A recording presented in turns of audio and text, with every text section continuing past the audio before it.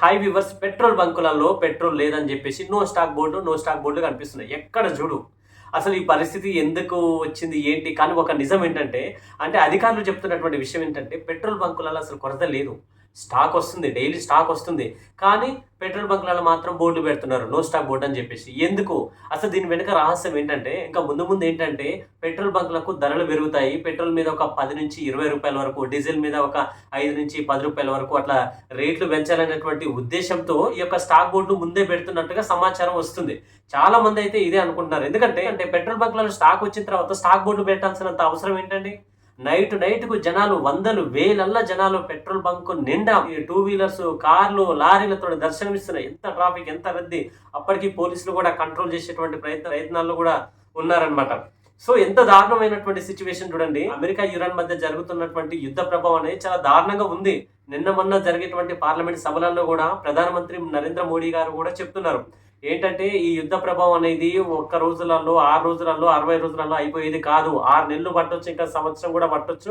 ఇంకా ఎప్పటి వరకు అనేది మేము క్లారిటీగా చెప్పలేము. బట్ దీని ప్రభావం అనేది దేశాల మీద చాలా అంటే చాలా తీవ్రంగా ఉండబోతుంది.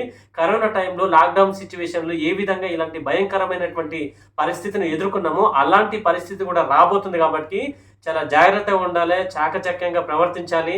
ఎలాంటి సిట్యుయేషన్ అయినా ఎదుర్కొన్నటువంటి కెపాసిటీని తెచ్చుకోవాలని చెప్పేసి మోడీ గారు పార్లమెంటు సభలో అన్నారో లేదో వెంటనే night petrol bunk diesel bill మొత్తం నో స్టాక్ బోర్డులు పెట్టడం జరిగింది.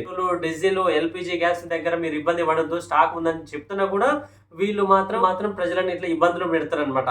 సో చూడండి, ఏ పెట్రోల్ బంక్ దగ్గర చూసినా కూడా కిలోమీటర్ లైన్లు, వందలు, వేల సంఖ్యలో బండ్లు ఆగుతున్నాయి. బైక్‌లు, స్కూటీల కెపాసిటీ ఏంది? ఒకసారి పెట్రోల్ ఫుల్ ట్యాంక్ చేపిస్తాము. ఎన్ని రోజులు వస్తది? మహా అంటే ఒక 3, 4 3, 4 రోజులు, 5 రోజులు, సో పోనీ వారం రోజులు. తర్వాత సిట్యుయేషన్ ఇట్లా స్టాక్ బోర్డు దర్శనమిస్తే ముందు ఆఫీస్‌లోకి ఎలా ఎళ్ళాలి? ఎంప్లాయీస్ ఎంత ఇబ్బంది పడతారు. చాలా ఇబ్బందే. ఇలాంటి సిట్యుయేషన్ ఎదుర్కోవడం అంటే మామూలు విషయం కాదు. మరి దీనిపై ఎలాంటి నిర్ణయం తీసుకుంటారు? మరి దీనిపై పరిష్కారం ఏంటి?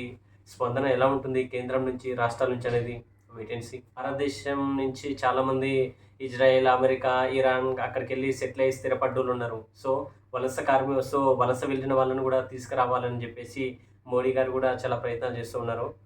మరి ఈ యుద్ధ ప్రభావం ఇంకా ఎన్ని రోజులు ఉంటుంది, ఎప్పటి వరకు ఉంటదనేది వెయిట్ అండ్ సీ. ఎనీవే అర్థమైతే ఆలోచించండి. వీళ్ళది ఫాలో అవుతారని అనుకుంటాను. Thank you so much.